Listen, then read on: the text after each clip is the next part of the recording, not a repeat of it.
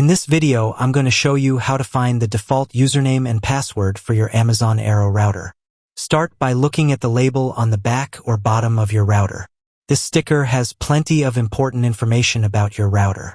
Find a section titled Router Login or something like that. By default, the username and password are both admin.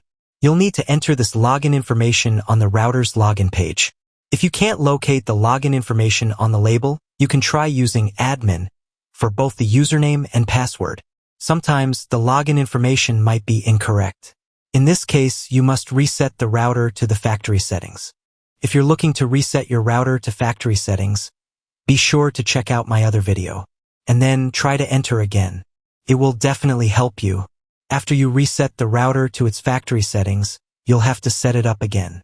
You can find a tutorial on how to do this in the video description. If you found this video helpful, please give it a thumbs up and leave a comment.